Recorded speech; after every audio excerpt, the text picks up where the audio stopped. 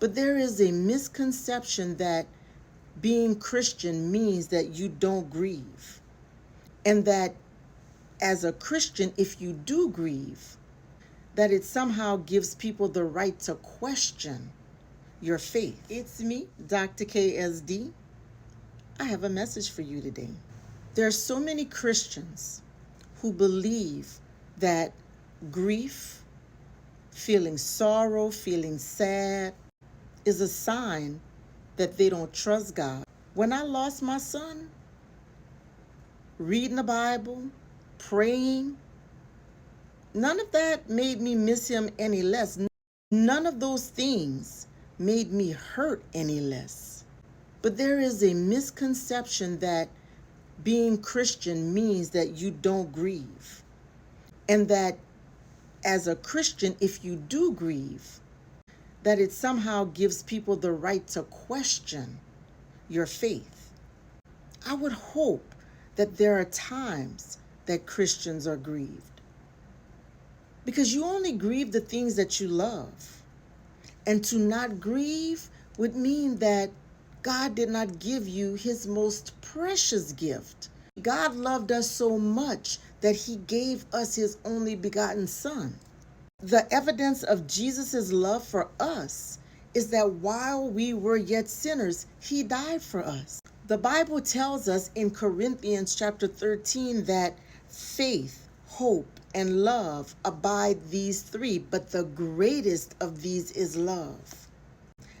And the manifestation of that gift is the love that we share with our spouses, our parents, our children, our friends, co-workers, neighbors. But the price of love is grief. Everything has a price except our salvation. Lazarus was the brother of Mary and Martha. Lazarus is dying. Mary and Martha call for Jesus to come because they know he has the power to heal their brother. From Jesus's perspective, he wasn't coming right now because he knew the miracle that would be performed in raising Lazarus from the dead was part of the miracle signs and wonders that God had already ordained to be done at that moment in time. So he tarried on purpose. When Jesus realized the depth of the pain they were feeling at losing Lazarus, Jesus wept, knowing he was going to raise Lazarus from the dead. And he could have just been like, hold on, let me show you what I'm about to do. But he was so moved by how shattered they were that it brought tears to his eyes. So we need to dispel the myth that Christians who grieve don't trust God. The saying, it is better to have loved and lost than to never have loved at all, is true. Because unfortunately, there are so many out there who have never experienced unlimited love. So please be free.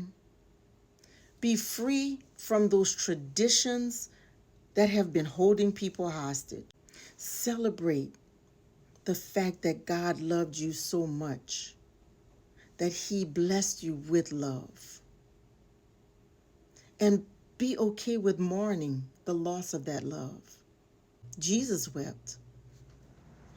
There's no reason you should not be able to. Peace, love, joy, and happiness from me, Dr. KSD.